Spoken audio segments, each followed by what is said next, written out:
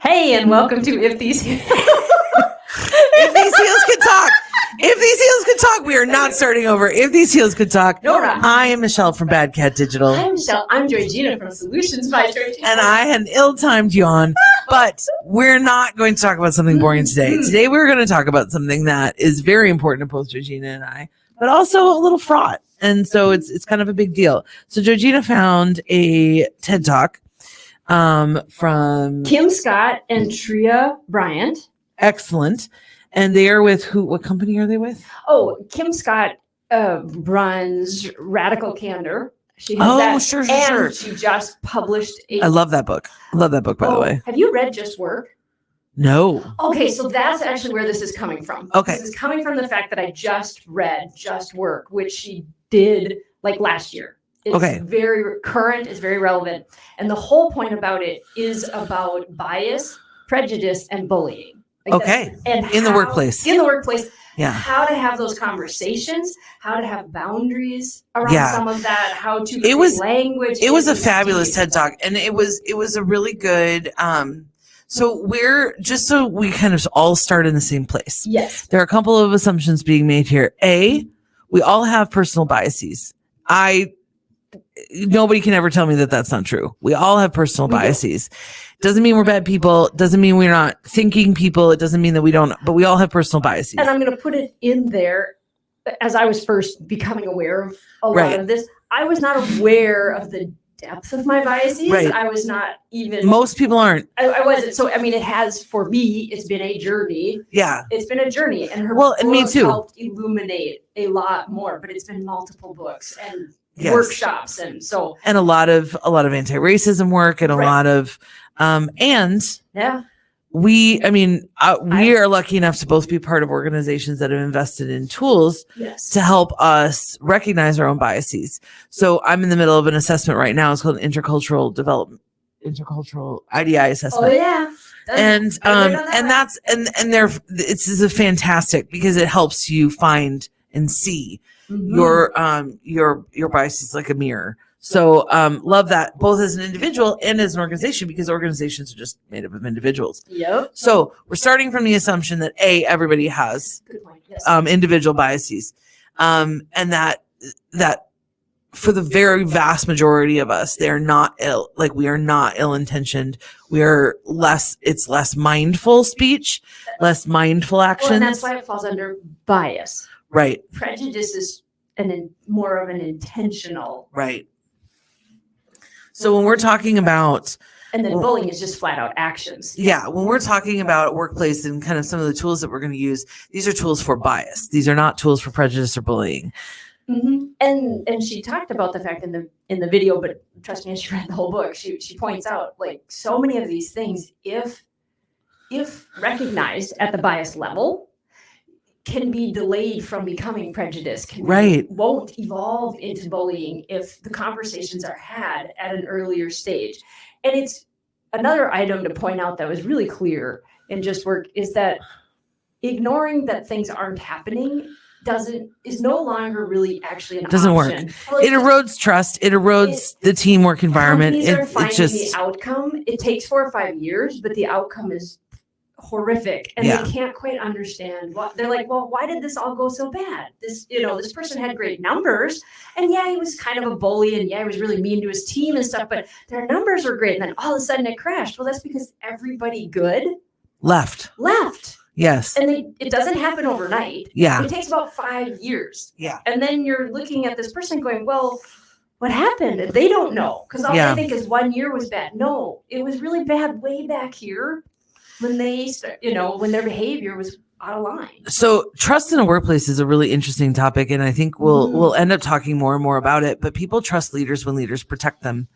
And so if you have middle management that's in that bullying state and you as a leader are not taking care of it, you're not actively dealing with it, people will give you time to deal with it, because people are reasonable, rational human beings. They will give you time to deal with it, but they need to see you dealing with it. They need to see you actively disciplining. They need to see you actively creating development plans. They need to see you promoting things like the IDI assessment and people exploring their own biases and having, candor-filled conversations. Kind of like this one's going to be. Kind of like this one's going to be. It already is in some ways. Absolutely. So the other assumption that I want to say that I at least am working off of is I am working off of my own imperfect understanding of a lot of different lived experiences because I don't have them. And so I'm working off of this from a place of really wanting and desiring to, call something out if I see it, but also not center myself and my feelings in that if it's not something that applies to me. So that those kinds of conversations I think are delicate and important and very individual. Mm-hmm. And everybody's in different places with some of these things. So I think that from my limited perspective and my limited viewpoint, what I have been coached and been told and after asking is that people appreciate and want support in moments. Mm-hmm. And sometimes those moments can cost them more than we know. Mm-hmm. And so we need to be careful not to center ourselves and call something out disproportionately in those moments. It's the well-meaning runoff. Right. That's what I call it. Somebody meant well. Their Right. intention was good, but Right. they didn't understand all of the dynamics at play. So what we're going to talk about are some tools that we can use to make sure that we're navigating these things in real time, in a professional, matter of fact, and I'd say less emotionally charged way. Oh, absolutely. Because in real time, things are easily discussed, handled, Right. dealt with. You don't. How not to do this, she points out, is you don't, an incident happens, you write it in somebody's file, and then at their review, you pull it up and be like, do you remember back in January, we were at that meeting and you made this comment, it offended so-and-so. Yeah, that's not like that. Real time offers time. us the opportunity to shrink the learning time necessary. Right. And have some conversations, genuine conversations. So it starts out with just an understanding of bias, which is a place that we jump to conclusions quickly. You step in a room and you make assumptions. They're just a pile of assumptions about the people in the room, the way they're dressed, the genders, the religion, like ability level. Yes. One that I often face is because of my size. So a lot of times, I get approached as though I am not as smart as others, or I get approached as if I am not working as hard as others. Like there's some base level assumptions about people who are overweight, as if we are all lazy or let's put the icky one out there, the unhealthy.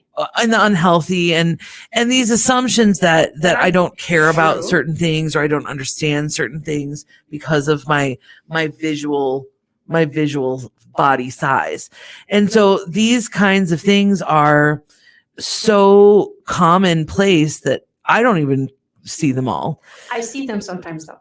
When I am with you, I can see them sometimes. Yeah. And I'm like, like, no, you don't get to put your judgment on my friend. Like that's, and depending on the situation, yeah. I mean, I might shoot him a look back. Like, did you reel that in? Yeah. And the concept of having somebody have your back in those situations is really good. But it would also be incredibly embarrassing if your response was disproportionate to their action. Correct. Right. They gave a look. I shot him a look back. Like I got that look. And like, I don't even. And half the time I just don't even care. So. And you're an upstander for me. I know this, and my neurodiversity, because often for me, I can BS a room fairly well. But then if I start writing on a board, if I give a handout and there's all these typos, there are some people that they come to the conclusion that represents the fact I'm dumb. Right. And I mean, I had those people as teachers, like they felt that way about me every day. So it's not new, but it feels really good when somebody else in the room will not stand up for me, even just point out, she's dyslexic. Like this is not in her wheelhouse. Yeah. She's not faking this and it's just fine. Or even just to say your dyslexia is showing. Yeah. just like making it simple that we can have it in the, and making it something that everybody can openly acknowledge rather than having these kinds of secret things. And the other thing is we step into our biases without knowing that we do. That's the whole point. And a lot of times people will give us the benefit of the doubt when we do that. Especially if it's the first time, especially if they've said something and we respond well instead of responding defensively. One of the ways that we do that often is with language. Because words are very charged for very specific people. So disrupting bias has 3 steps. Okay. And step 1 is exactly where you're going. Yeah. Which is perfect. Shared vocabulary. Yeah. Because like there are words that were very commonplace when I was a child. It's like I don't want to use it. I'm not gonna say it. I'm not gonna say this word that starts with an R. But this was thrown around when we were kids all over the place. Calling people stupid was thrown around when we were kids. But there are other things, words that have a history to them. Words like phrases like spirit animal or grandfathered in, or phrases that have a really charged racial history to them, that when we're not a part of the lived experience of the other sides of those words or those phrases, when that's not our history, we don't necessarily know that. Unless we've, done digging into the 17 top phrases. And understand more about that particular culture and lived experience. And it can be, and not everybody cares about them evenly or equally. Like not like it's very individual. And it can feel like we're not allowed to say anything. Well, that would be the wrong response. That would be the defensive response. The right response is what step 2? Well, actually, first, back in our shared vocabulary. Sorry. Back in our shared vocabulary, we haven't picked a way to call out the bias. So as a group, as a team, if we're talking about this as a team, so for meetings and within conversations, you as a team need to find words. A shared vocabulary. So is it, bias alert, or maybe it's something like peace sign, something went down here, or what Kim Scott and Tyra Ryan pointed out, which I really like, is purple flag. Okay, now this is not like a football game, so we don't have to be actually waving the flag. But purple flag, I like purple flag because it does a couple of things. First of all, it's not emotionally charged. The color's not charged. It's not a red flag. Yes. It's not, and I like it that it's like, I'm flagging this for our conversation. Like, I want you to know that I see something important that you don't see. Not that I'm deeply offended and hurt by what you said, and I want to get mad at you about it. Right. It's not that. It's not that. Hey, it's whoa. I've watched so much football with my husband. At this point, I really thought of that. I'm like, I really right away. Flag on the play. It's a flag on a play. I'm like, not a big deal because there's so many players out on the field. Not everybody can see the thing. Right. But yet somebody saw the thing. Yeah. And they threw a flag. And then there's a little, then they and in that instance, there's a whole person whose entire job it is to see the thing. Right. And when we're in teams and we're in meetings and there's no person whose job it is to see the thing. So it's our job. Nobody's like watching your meeting going for the bias referee. Right. Unless you hire somebody to do that. Wouldn't that be awful? Wouldn't it just be awful? I mean, just in practice, think about it in practice. It's more awkward than like having violin players at the table in a romantic dinner. Because the first 30 seconds are great, but then you just have these guys playing next to you. And you're like, It's super awkward. Like I had, when we were at a restaurant in Mexico, and the musicians come to the table. It's like, the first minute's great, and we're kind of like, staring, lovely, blah blah blah blah. But then they're still there. You're like, and it's like, okay, now it's just like 5 sweaty men next to me, and it's like, I'm eating. This is not romantic. I'm having a burrito. This is like messy. And you're watching me. Okay. So in a situation where somebody might say purple flag or a purple flag gets waved, the next best thing is an I statement. So understanding that it's an I statement. I heard what you're saying, and I'm offended by it. And I'm struggling with this language. I experienced that in a manner. I'll bring up an example. One of the boards I'm on, we wind up reading scholarship applications. And there's a particular person within that board that every time we do this, they go, oh my gosh. They're like, the spelling in these things, like, what is wrong with these students? How stupid are they? I am like this the entire time. And I've not specifically pulled him aside after reading this book. I am going to specifically pull him aside and say, that bias that you have, that people that spell wrong are stupid. Or sloppy or lazy or not, or they don't care. It offends me to no end. And I've been wrong in not telling you this for years. Like, yeah. I am going to tell you this now. Yeah. And that's my I statement. I'm offended by it every time you say it. Like, it hurts. It just reminds me of all the people walking around with that kind of bias. And when I don't call you out or say anything, I'm encouraging that continued conversation. And so there's because part of bias is that we think that it's such a natural conclusion that everybody agrees. So we say things out loud that betray our biases, because our assumption is that they're shared, that they're part of shared experience, and that we're connecting with others based on that experience. So the concept that you're trying to connect with others and you're not, because you're saying something that's offending, that actively offending that person, it is a kindness to call it out. It really is. It is a kindness. But that's part of this process. Yes. And so after somebody waves a purple flag, and another interesting thing about bias is when you are the majority individuals, you will be less aware. Kimberly talks about that in the book too. You'll be very less aware of your bias because it is shared with a more majority of the room. It's shared with a larger number of people. Head nods, that type of thing. And I want to, this was an experience that happened just recently on a different board. We were sitting there, and when I first got on that board, it was mostly male. There were a few females. As time has gone on, and it just so happened that some people were ill. They weren't able to be there in person. We wound up in a room full of all women. Okay. Right at the end. And I made the dumbest comment. Like I mid-sentence knew, but couldn't quite suck it back in.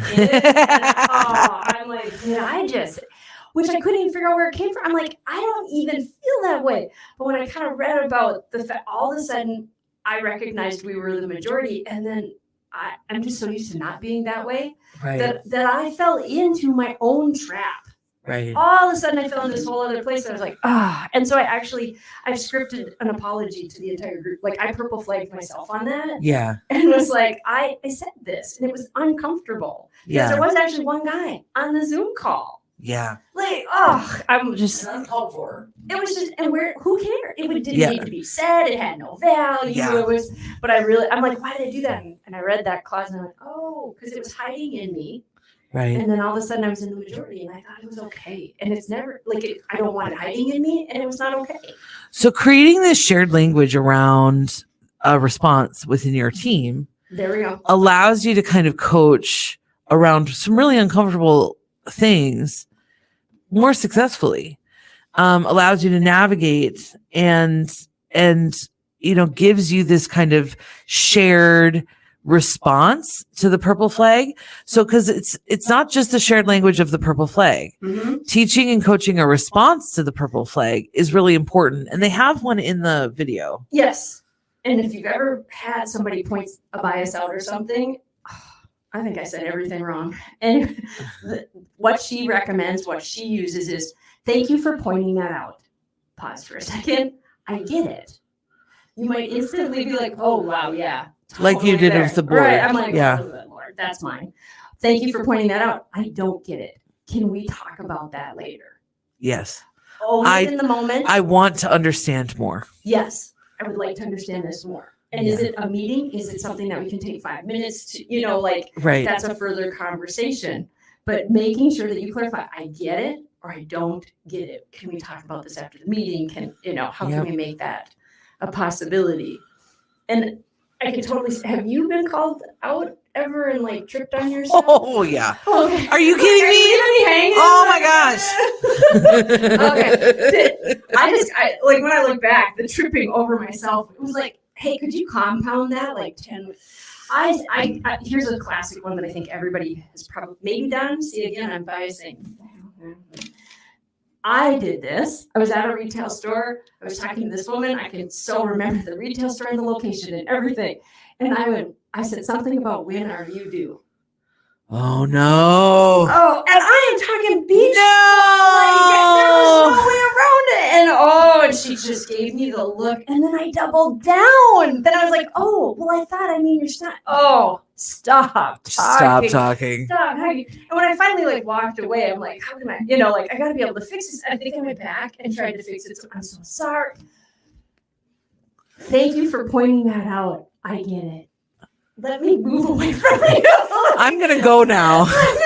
And you'll never have to see me again. That was it. But I didn't have share language, and I was like tripping. We're falling. And I'm so sorry that I trapped you at work with this thing that I did.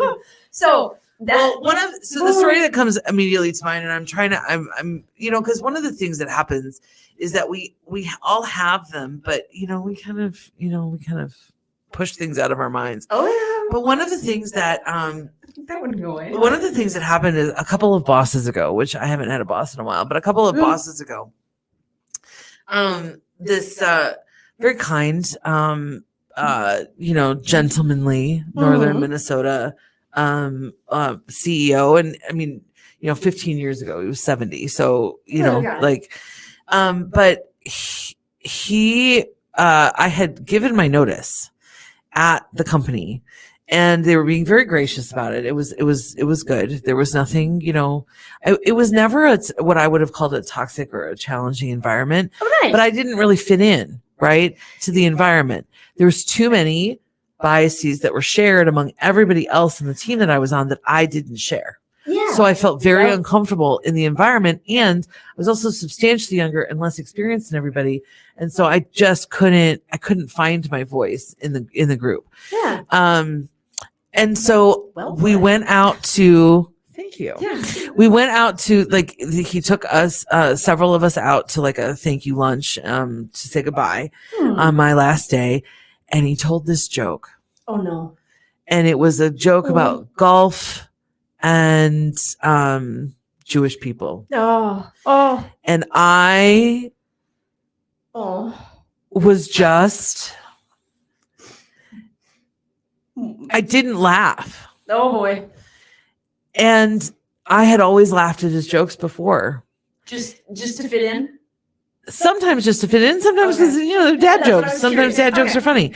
So, but I had never heard, I hadn't heard a joke like this since I was a kid, and like my uncles were talking to, what I mean? Boy. Yeah. And I just, and my mom yelled at him, it was not, and it was one of those jokes that, that isn't terrifyingly bad. It's not, but it's bad. And it's goes past bias into prejudice. And I didn't laugh, and neither did anybody else at the table. Oh, it was lead balloon. So it was a lead balloon joke. Oh. And he was really hurt because he had told that joke a lot on the golf course and to his buddies, and they loved it.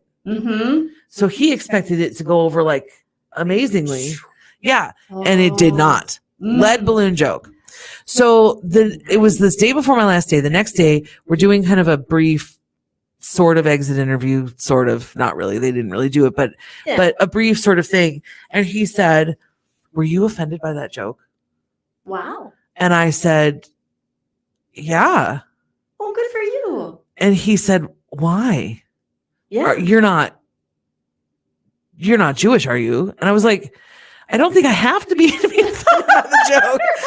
I said it's just not funny. And it's not like, it just, I don't, and he said, "Is this why you're leaving?" Wow. And I was looking back, I'm really proud of him for asking the question. And I said, I mean, not really, but sort of. I said, "I just don't fit. Like, you all have, a lot of things in common that I don't have. And I just don't fit. I mean, really, I mean, the impetus of leaving is I got a job offer that paid like 40% more, but okay, that too. but that was part of it, because here's the thing. Money isn't everything. Mm-hmm. If I thought I was trading a great environment for a crappy environment for more money, it wouldn't be worth it. No. But I was trading what I knew was going to be a challenging environment for what I was already experiencing as a challenging environment. For more money. So I was like, well, if I'm going to put up with this anyway, I might as well make more money. Yes. So, but that's the point. Like the joke comes out, it's a lead balloon. Nobody laughs. Thank goodness, because I think not laughing at the sexist joke, not laughing at the misogyny is called holding up a purple flag, and it's being an ally to people. Not laughing is showing people that you're on their side and not the side of the person who has made some sort of statement that makes everybody uncomfortable. Showing your discomfort and not trying to smooth it over in a Minnesota nice kind of way is part of what we can do. It's part of the kindness. If the other person can choose to see it, that's why I like the purple flag and the more obvious direct statement, because you can't deny that. You can deny that you made everybody uncomfortable in the meeting by making some sort of joke about your mother in front of 25 women. You can deny that, right? But you can't deny this, because it's a conversation. And then the third part, going with that, the third part is we need to make a commitment. Once you have a language, once you have a shared response, then it's a commitment to being disruptive at appropriate times, like starting to identify those moments. And what's important is you can be an observer, you can be an upstander, and as a leader, it is really important for you to demonstrate this in action. What's an upstander? An upstander is what you were doing when you point out in a group that I have dyslexia.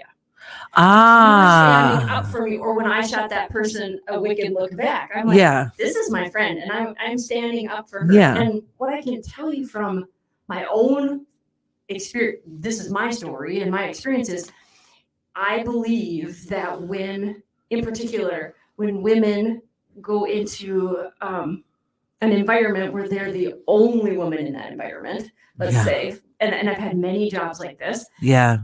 If they're, and this is really true for kids, but it holds up true in this environment. If there are 5 upstanders within that space that they're working every day, they'll make it.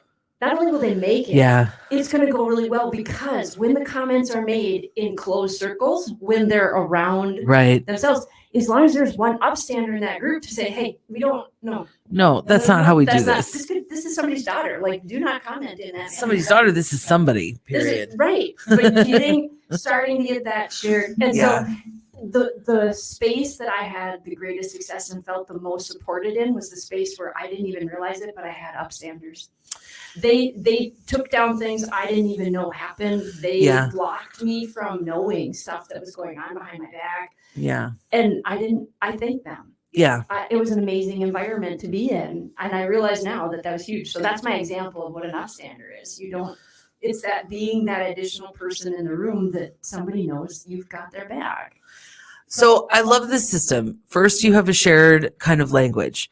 Then you have kind of a way of responding that is accepted and open and respectful, but also open to further conversation and not defensive and not angry and not emotionally charged. Right. And then you have a space and a place for people to exercise those things together. And I think what a great way of saying, in this time, in this space, we are going to have honest conversations about these things, but we're going to do it in a safe way, in a respectful way, in a controlled and contained way, so that we all can feel safe at the same time, for things that, we trip into.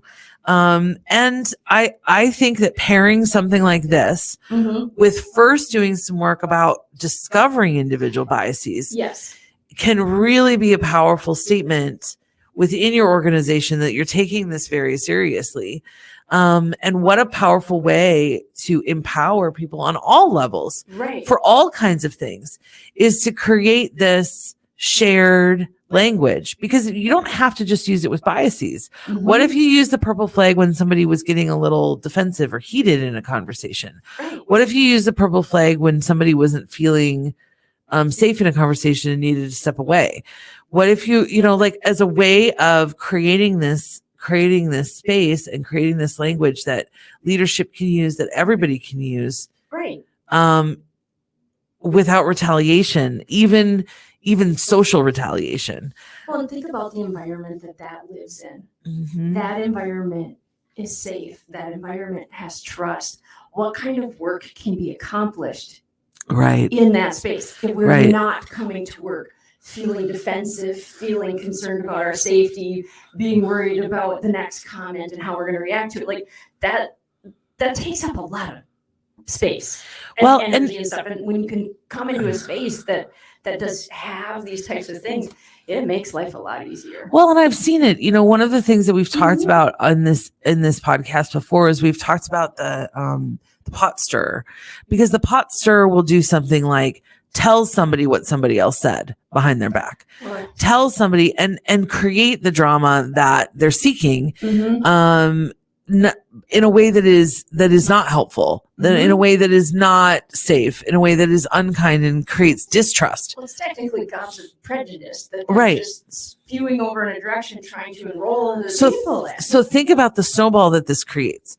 So unacknowledged biases Mhm. create prejudice in a team environment. Yes. Prejudice in a team environment creates bullying in a team environment. It's like a snowball rolling down a hill, and it just gets bigger and bigger and bigger and bigger. Mhm. And there's a point at which you cannot stop it with that group of people, because there's a point at which, as a leader, even if you stop it, people won't trust you anymore Yes. as a leader. It's that trust. It erodes that trust in your leadership. It erodes that trust in your ability to coach. It erodes that trust in your ability. And if you're the one doing it, Mm-hmm. it's just going to happen faster. And you're going to cycle through people over and over and over again. And then I'm going to be sitting in a bar next to you someday. Yeah. As a fellow business owner, Mhm. I'm going to, I'm going to be sitting at a networking meeting next to you. I'm going to be sitting at a chamber meeting or a BNI or some sort of networking meeting next to you.